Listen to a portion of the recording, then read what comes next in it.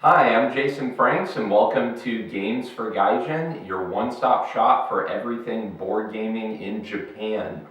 This is our premiere episode. I'm going to introduce a little bit about the channel as well as review one of my new Japanese games to give you guys a little bit of an insight and a peek into where board gaming in Japan has come in the past few years.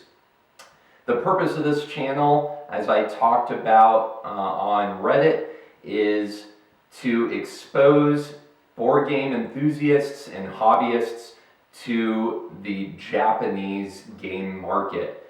I know as a fellow hobbyist that I did not know anything about Japanese board games before moving to Japan last year. And since I've really dove into the hobby, I've found a lot of really great games, really great people, awesome stores, and an explosive culture out here. So I want to share that with everybody stateside and in Europe and everywhere else in the world that may not know much about Japanese board games.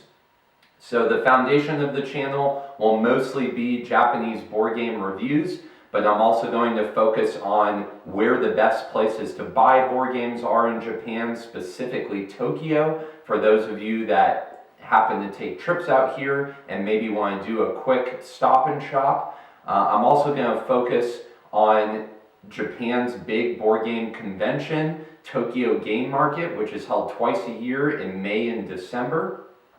It's also held in Osaka once a year, but I'll most likely just be going to the two Tokyo shows.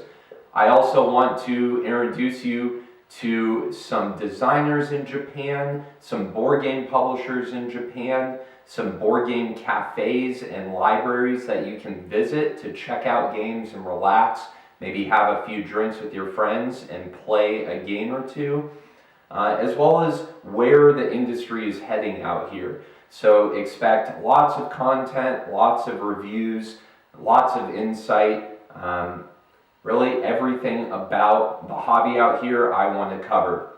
So that includes, if you have any game recommendations or requests for me to go out and look for and try a review, please send me a private message or comment on my video, and I will do my best to get out there and find that game and give you a good comprehensive take on my experience playing it.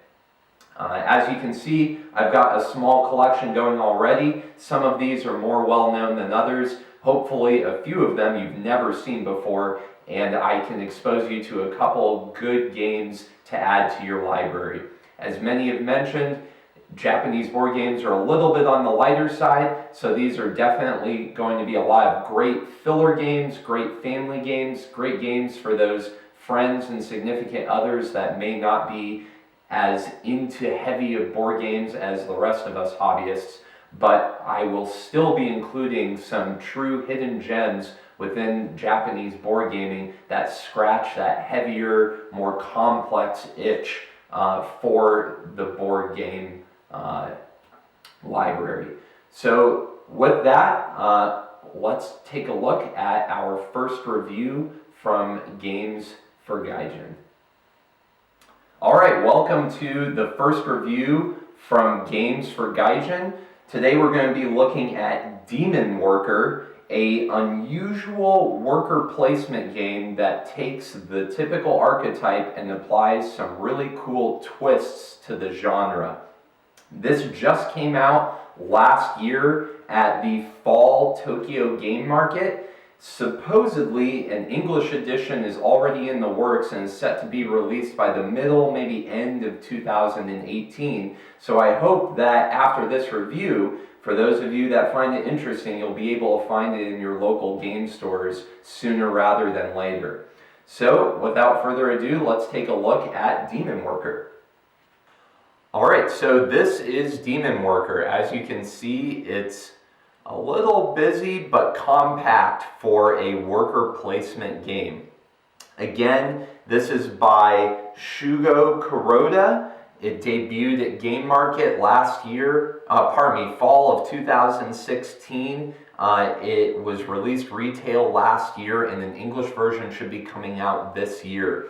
It retails for about 3,000 yen, which is about $27 US. So let's take a look at the game and what we have in the box. So Demon Worker is a worker placement game for 3 to 4 players. The action spaces for the board are represented by these 11 cards. What makes Demon Worker unique is the use of asymmetric workers. So every player is going to start with 2 human workers, which are your base worker action. They just cost 1 food to send out to a specific action site, and they have no special effect. What makes Demon Worker unusual is that if you go to the audience room to summon an additional worker from your hand, you can add a demon to your worker pool. And as you can see here, there are approximately 18 different demons that you can summon and add to your worker pool. But everybody's going to begin the game with a hand of 6 demons. So everybody has an asymmetric start to the game, and based on what demon workers they're dealt, you're going to have to develop a unique strategy. So a couple examples we have out here. The Fanatic, for example, if you send to the human realm, as you can see matched by the icons there, the human realm gives you 3 sacrifice tokens, one of the resources in the game, but the Fanatic, when sent to the human realm, will get a bonus 2 sacrifice tokens. Another demon, the Minotaur, if you send him to any action site, for example, the trash dump, he will get 1 weapon, no matter where you send him. So that's the basic premise of the game. It's a standard worker placement, but it's non-standard in that everybody's workers are different. At the same time as being a worker placement game at heart, it's also heavy on the resource management. You'll see that there are 4 resources in the game. You have magical stones, mystical weapons, sacrifices, and food. Every demon, including your humans, cost some amount of resources to send out to a worker site. So humans cost 1 food, the witch costs 1 weapon in order to use them as an action. So if I wanted to send the witch, I would have to pay 1 weapon, and then I could place my worker token on any action site of my choosing. The goal of the game, as with any worker placement game, is to get the most victory points, called evil points in this game. There are 2 ways to score points during the game. One is by visiting the evil worship, war, and increasing power sites to trade in sacrifice tokens, weapons, and magical stones, respectively, for victory points and an upgrade of resource. As you can see, mystical stones are a little bit more valuable than weapons, than sacrifice, than food, and they maintain this basic ratio of 1 to 2 to 3 to 4. So first way to score points during the game is just trade in your resources for victory points and more resources. The second way to score points during the game is that some of the demons in the demon deck can give you victory points if you send them to a specific space. So for example, the jack-o'-lantern, when you send him to the audience room to summon more workers, he will give you 1 victory point. So pretty basic during the course of the game. Where it gets really interesting for scorekeeping purposes are the 3 end-of-game bonuses. As I mentioned before, every player will start with 2 humans and 6 demons in their hand that they're going to attempt to summon over the course of the game. If you can summon 5 of your 6 demons, you will get 5 bonus points. If you can summon all 6 of your demons, you will get 10 bonus points at the end of the game. So one of the end of game bonuses simply rewards you for getting all your demon workers into play. The second end of game bonus is based on these contract cards. So the War Room action site lets you draw 2 contract cards and keep 1. In doing so, you enable several options for end of game bonuses. For example, the Philosopher's Stone, if you have 2 magical stones at the end of the game, you can trade them in for 8 points. Or, with a bit more of a challenge to it, you can get the Resurrect Former Demon King's contract, and if you can pay 3 sacrifice, 4 weapons, and 2 magical stones at the end of the game, you get 24 points. The contracts range anywhere from 8 to 25 points with a good spread in between, and of course the resource requirements tend to match the number of points in terms of difficulty in saving that number of resources by the end of the game. Because remember, in order to send any of your humans or demons out into the field, you're going to have to pay some number of resources to use them as an action. The third and final end of game bonus is a way to make use of any leftover resources you have. You'll notice that your demons and your humans have an evil point total in the lower right part of the card. If you are able to pay your demon or human's dispatch cost, the resource cost to send them to an action site, one more time at the end of the game, you will score those bonus points. So going back to our witch example, if I save 1 mystical weapon until the end of the game, I can cash it in to get 6 evil points from my witch worker.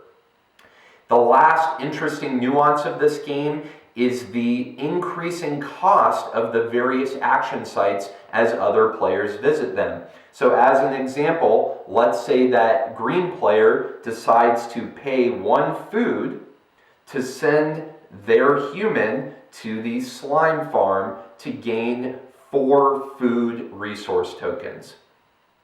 If green wants to pay another food to send their 1 other human to the slime farm, no problem at all. They're the only player on the slime farm at the moment, no change in cost.